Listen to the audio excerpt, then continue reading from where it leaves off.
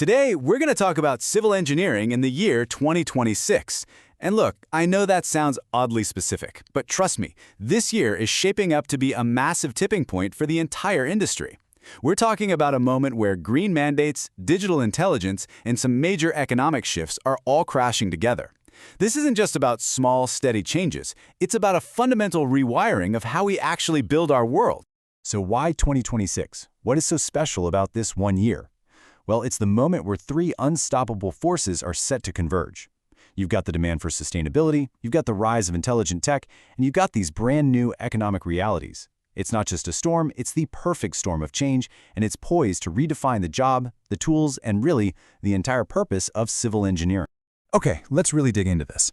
You know, if you just glance at the surface level numbers, you see a pretty modest growth forecast, something like 1.8%. It looks fine, steady. But that number, it completely hides the real story.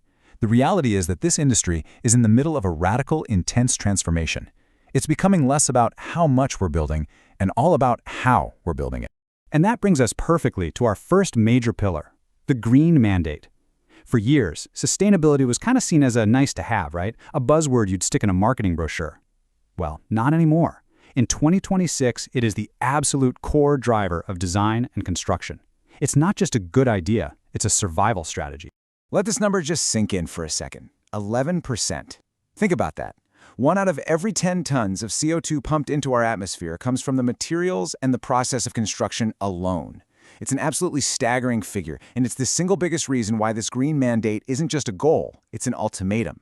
The industry has no choice but to change, and to change now. So, how are they actually doing it? Well, a huge piece of the puzzle lies in what we build with. By just switching from traditional materials, think precast concrete, to sustainable alternatives like engineered timber or recycled steel, we can slash a project's embodied carbon by anywhere from 19 to a whopping 46%. And this isn't guesswork anymore. New tools let engineers calculate this impact from the very first design, which makes choosing the sustainable option easier than it has ever been. But it goes even deeper than just the materials. It's about the entire mindset. We're finally moving towards a circular economy. The goal is no longer just to build something that lasts, but to design it for disassembly, to create buildings that are more like a kit of parts that can be taken apart and reused, not just torn down and thrown away. It's a huge shift from a cradle-to-grave mentality to a cradle-to-cradle one. This brings us right to our second pillar, the digital blueprint. Because if the green mandate is the why, then all this powerful new technology is the how. A digital revolution is just sweeping through every single phase of a project, from the very first sketch all the way through decades of maintenance. And right at the heart of this whole revolution is artificial intelligence. The industry adoption is, well, it's pretty much universal. By 2026, an incredible 91% of companies are planning to invest in AI. And look, they're not doing it because it's some trendy new toy. They're doing it because they see it as the only real solution to these crippling challenges like labor shortages, constant project delays, and on-site safety. The really crucial point here is that AI is evolving from just being a simple tool into a true collaborator. We're seeing the rise of what you could call the digital worker. These are AI systems that don't just follow commands, but can actually autonomously handle incredibly complex tasks. I mean, imagine an AI that manages the entire project schedule, uses cameras to spot safety hazards in real time, or even flags financial risks before they become a problem. You can really see this whole digital transformation in the way our models have evolved. We started out with BIM, right? The basic 3D model. Then we progressed to 5D BIM, which was a huge leap because it added the crucial dimensions of cost and time. But the real destination, the 2026 standard, is the digital twin. This thing is a living, breathing, real-time replica of a physical building or bridge, constantly fed by sensors that can predict failures before they even happen. And that leads us to our third and final pillar, the new realities. This is where the big vision of green, digital construction meets the cold, hard truths of the real world. Soaring costs, massive worker shortages, and just intense economic pressure. It's where the rubber meets the road.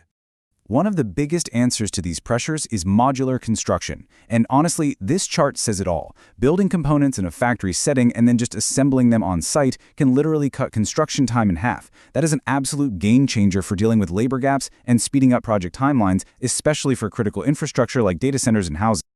And please, don't think this is some far-off fantasy. Just listen to what Atzel Kanzod from Autodesk, a real leader in this field, had to say. He said, the things we talked about 5 or 6 years ago as the future, it's the norm. And that's the key takeaway right there. Prefabrication, modular building, it's not experimental anymore. In 2026, it is standard practice. But even with all these new efficiencies, the industry is facing a gigantic hurdle: people. It needs to attract nearly 500,000 new workers by 2026 just to keep up with demand. This isn't just a statistic, it is a full-blown crisis.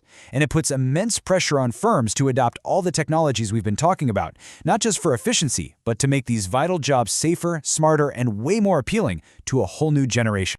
And finally, there's this tricky economic balancing act. As you can see here, engineers are basically caught between two incredibly powerful forces. On one side, you have these headwinds, like tariffs, driving material costs up by 30% or more. But on the other, you've got tailwinds, like easing interest rates, pushing new projects forward. Trying to navigate this requires some unbelievably sharp and strategic planning. Okay, so we've got the green mandate, we've got the digital blueprint, and we've got the new economic realities. What does all of this mean for the person who's right at the center of it all? What does the civil engineer of 2026 actually look like? The engineer of 2026 is, well, they're a hybrid. They're part environmentalist with a deep specialization in sustainable design. They're part data scientist, completely fluent in AI and mastering digital twins. They're even part manufacturer, understanding how to design for an assembly line, not just a construction site. And the glue holding it all together is this agility to navigate a constantly shifting economic landscape. It is a whole new skill set. So that leaves us with one final and, I think, crucial question. The industry is clearly succeeding at designing the tools of the future: the AI, the sustainable materials, the digital twins, all of it. But the real challenge is this: are we doing enough to design the engineers of the future? Because without them, the best tools in the world are just lines of code and piles of timber. That is the ultimate test for 2026 and for every year after.